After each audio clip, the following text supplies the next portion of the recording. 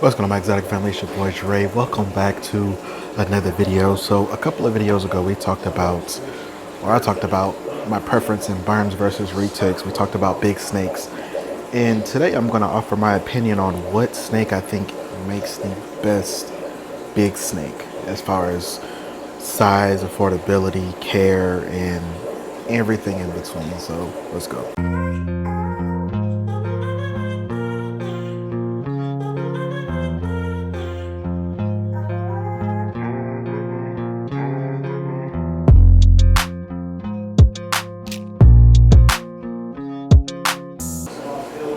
Alright everybody, so welcome back to the video. Like I said, we are talking the ultimate big snake. What snake is the best big snake to keep overall, in my opinion? As you can see, I got Zeus out, my berm, and again, I talked about my preference in berms over retics. More than likely my preference in big snakes in general. But I do have a different species of bigger snake that I do prefer over the monsters. So as you guys already know, like I said before, we're talking affordability, pricing, temperament, everything like that. And size alone takes berms and retics out just because they get way too big. Now I know there are super dwarfs and dwarf retics, however they are pretty expensive for most people. So ultimately these guys are already ruled out. So for me, it's got to be boas. Boas definitely take the cake as far as that ultimate big snake, just because you don't have to deal with a lot of things that you would deal with the really large constrictors. As you can see, this is Bane. He is a 4-year-old male motley boa, and as you can see, he's a nice size. He's not huge, but my berm is only 2.5 years old. He's 4. You can already see the berm is almost double his size, so that shows you the growth rate is a lot different. Also, these guys are going to be a lot more active than probably your berms, and again, unlike your retics, berms, scrubs, African rocks, they just don't get as big. They still get pretty big, but not huge.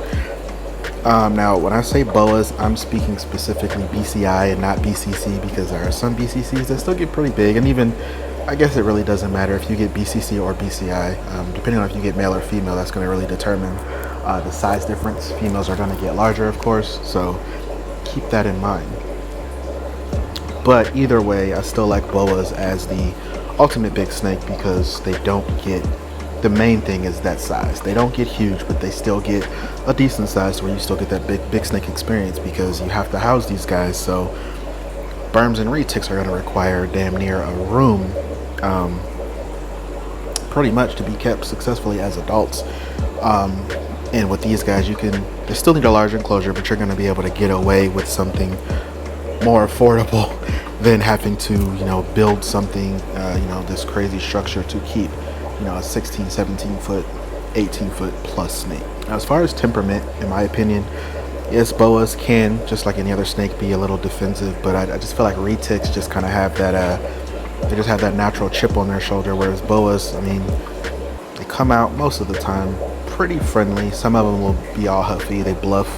Retics will actually bite. They'll bite. They'll get you. And I'm not bashing retics, I'm not bashing berms. It's just one thing to keep in mind, and why I prefer, especially for someone looking to get into or just kind of transition into bigger snakes without getting too big.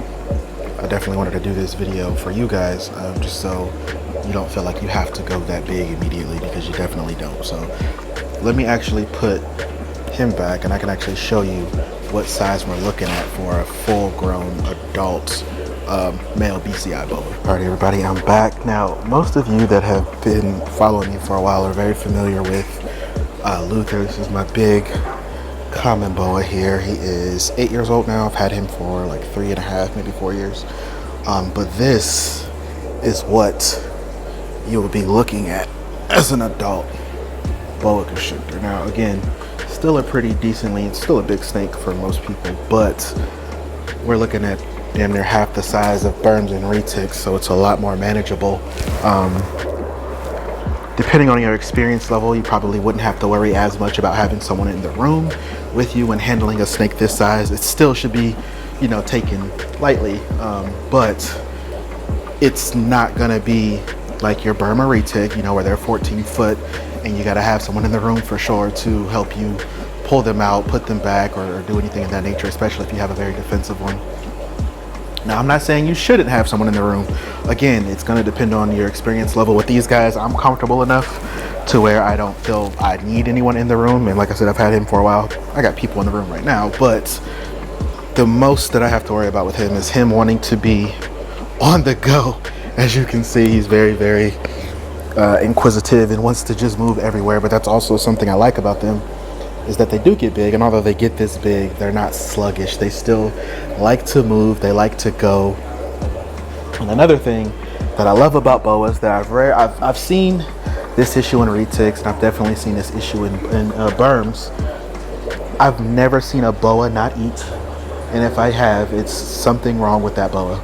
Definitely something wrong with that boa. The appetite on boas is crazy. Crazy, crazy, crazy. Luther's never missed a meal, unless he's been in shed.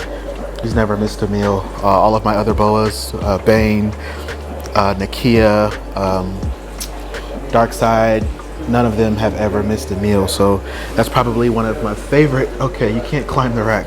It's probably one of my favorite features about boas is that they're always ready to eat. But you can't overfeed them because they do have a slow metabolism. They grow pretty slow, as I mentioned earlier. But ultimately, just look at how beautiful they are. This is just a common Central American boa constrictor, not a true red tail. I know some people call them Colombians, which I mean, I guess it is what it is. But this is not a red tail at all. This is a BCI boa constrictor imperator, and the tail, like I said, is not red. It's more of like a tan maroon color, and they still have that beautiful iridescence. And honestly, to me, this is one of the prettiest natural snakes that you can get. So yes, these guys are the ultimate big snake. Again, in my opinion, when I get a lot of people that ask me what they should start off with, I always recommend some type of boa, whether it be common boa, whether it be Dumeril's boa.